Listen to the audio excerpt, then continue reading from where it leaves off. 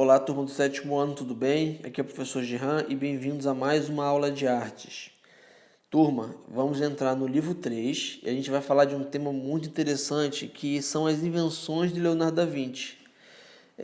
Vocês vão ser agraciados porque aqui vocês têm um professor de artes e um professor de história também, que a minha primeira formação foi em história, depois eu fiz uma outra faculdade em artes visuais.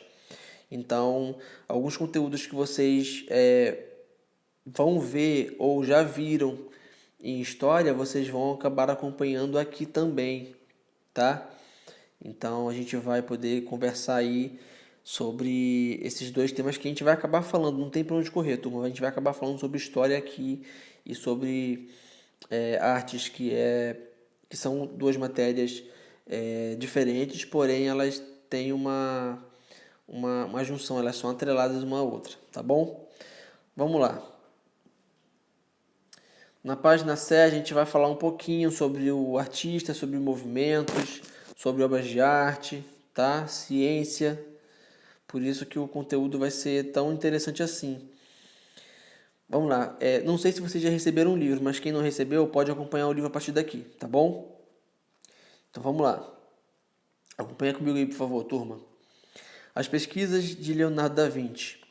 O Renascimento cultural foi um movimento artístico e filosófico que nasceu na cidade italiana de Florença no século XIV e depois se estendeu durante os séculos XV e XVI. Para outras regiões da Europa, o termo renascentista se refere ao renascer da cultura clássica, dos ideais greco-romanos na arte e no pensamento filosófico. Quando a gente fala em renascimento, a gente tem a ideia de que é um movimento que veio renascer. Ele veio renascer com as ideias greco-romanas, veio renascer com os pensamentos filosóficos e veio renascer como colocando o homem a centro do universo, no centro do universo. Que o homem é capaz de produzir, de pensar, de ser um ser pensante, e através do homem as coisas evoluem. Através do ser humano, a cultura ela se estende de um lugar para o outro, e por mais que não se estenda de um lugar para o outro, mas ela se faz presente ali, entre a sociedade da época, né, da cultura da época.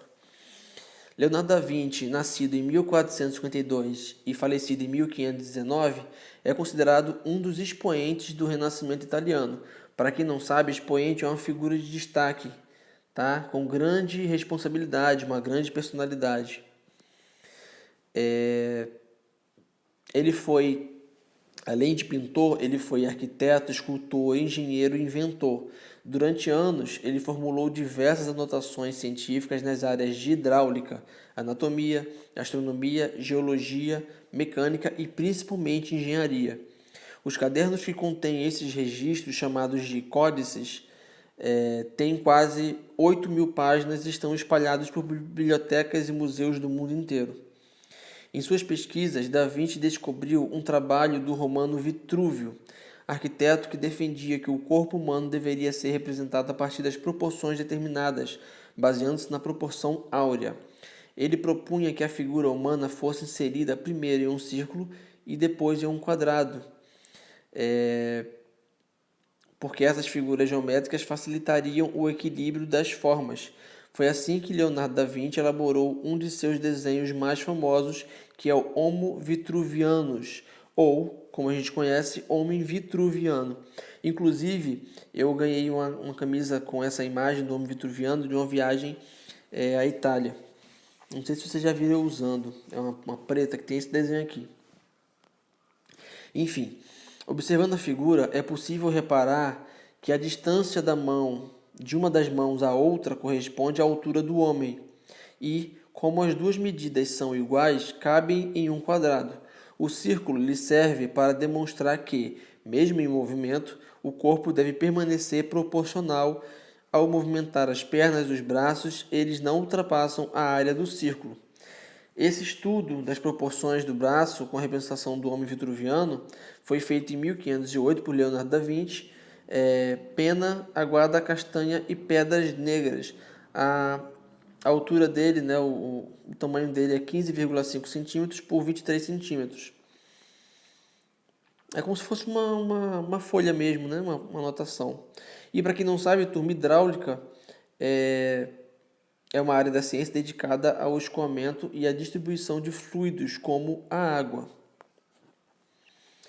Indo para a próxima página, a gente tem aqui um estudo bem elaborado sobre dissecação, protótipos, anatomia. Me acompanhe aí, por favor. Os estudos de Leonardo da Vinci sobre o corpo humano são resultados de um árduo trabalho de observação e de dissecação anatômica. Os desenhos desta página são alguns exemplos desses estudos. O corpo humano e a natureza foram as duas principais fontes de inspiração para as suas invenções. A partir dos estudos dos fenômenos da natureza, Da Vinci detalha a construção de protótipos. Para aprofundar as pesquisas sobre o que hoje conhecemos como o paraquedas, o helicóptero, por exemplo, os estudos eram detalhados e o voo dos pássaros foram estudados. Para inventar a boia, também salva-vidas, ele observou a vida marinha. Dissecação é um método minucioso de separação das partes do corpo humano ou de outros animais para pesquisa. E protótipo é um modelo de produto elaborado seguindo as especificações de um projeto.